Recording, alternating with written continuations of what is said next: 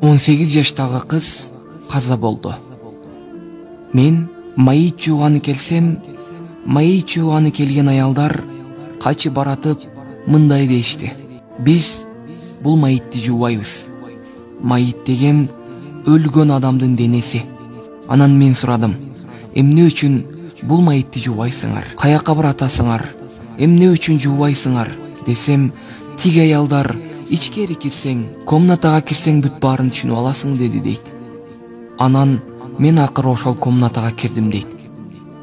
Кирсем, астагфирулла, кашына кошумча каш жалмаштырылган, тырнактарына кошумча лак тырнак кошулган дейт.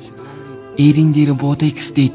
Бетинде макияж болбогон таза жер жок дейт. Астагфирулла, бети бүт макияж дейт. Таза жер жок дейт. Мен баягы майытты жуушка корктум дейт. Астагфирулла. Анан мен чечим чыгардым. Мен дагы бул майытты жуубаймын деп үйүмө кетип баратсам, баягы 18 жаштагы кыздын энеси жалынып, тизелеп утума отуруп: кызым, айланайын кызым, эмне үчүн жуубайсың? Сыртта жаназага даярдык көрүшүп турушуп алды. Элдер күтүп турат, майытты жерге беребиз деп. Эмне үчүн жуубайсың? Суранам, кызым, суранам. Өлгөн кызымды жууп берчи. Сен жуубасаң башка ким жуат? Деп айтты дейт. Мен майыттын өлүгүнөн эмес дейт. Маникюр, педикюр, бетимде ботекс дейт. Тырнактарына кошумча тырнак коштурулган, бетимден бүт макияж, ушул нерседен корктум дейт. Эгер ушул кызды жуусам, Аллахтын алдында кантип жооп берем деп корктум дейт. Баягы өлгөн кыздын энесинин ыйлаганынан, сыздаганынан акыры айлам жок, макул болдум дейт. Бисмилла деп комнатка кирип, кызды жууа баштадым дейт. Адамды жууардан мурда тырнактарын, бетин тазалаш керек го дейт.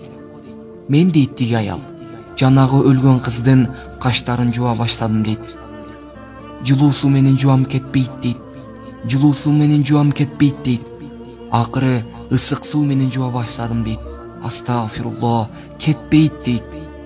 Ойлоном, эмне кылышты билбейм дейт. Кантип кетириштин жолун билбедим дейт. Акыры бир кирпичти сындырдым дагы, ошонун жарымы менен жуа баштадым дейт. Баягы каштын үстүн кыра баштадым дейт. Бир-эки жолу кырганымда акырындык менен кете баштады дейт. Бирок кырган сайын баягы каш канап кетти дейт. Акыры канаган каштын канын токтотуп, жууп, тазалап, болду окшойт го деп эриндерине түштүм дейт. Эриндерине түшсөм, эриндери ботекс дейт. Астагфирулла, же сыксаң кетпейт, же тессең тешилбейт. Эмне кылыштын жолун билбедим дейт. Сыксаң чыкпайт дейт. Астагфирулла. Анан эриндерин тек койдум дейт. Тырнакка түштүм. Тырнактарын жуа баштадым дейт. Жылуу суу менен жуусам кетпейт дейт. Жанагы кыз болбосо 18 жаштагы кыз дейт. Тырнактарына кошумча тырнак коштурулган дейт. Астагфирулла. Тырнактары лак дейт. Жылуу суу менен жуам кетпейт. Акыры ысык кайнап турган сууга ар бир тырнактарын сала баштадым дейт. Кетип калабы деген ой менен, бирок кетпейт дейт. Ар ойлоном, бери ойлоном, эмне кылышты билбейм дейт. Акыры бир ой келди дейт. Астагфирулла. Баягы кыздын ар бир тырнагын кычкач менен, же башкача айтканда пласкокопсу менен жула баштадым дейт. Ар жулган сайын дейт, жанагы жаткан майыттен аңыраган эшектин үнү сыяктуу үн чыкты дейт. Астагфирулла. Баягы кыз ар тырнакты чыгарган сайын, ар тырнакты жулган сайын эшикке окшоп үн чыгарып аңырап жатты дейт. Астагфирулла. Бирок өлгөн дейт жанагы кыз. Мына урматтуу бир туугандар, окуя ушинтип аяктады. Бирок бул окуядан ким кандай сабак алды? Урматтуу агайнилер, бул окуядан кийин карындаш эжелерге узун кийин, намаз окуу, боенуп жүрбө дешке жарайбызбы?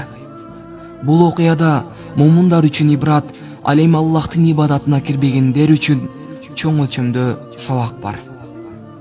Сөзүмдүн акырын пайгамбарыбыз саллаллаху алейхи вассаламдын сөзү менен бүтүрөм. Эскерт, эскертүү момундарга пайда берет. Ассаламу алейкум ва рахматуллахи ва баракатух.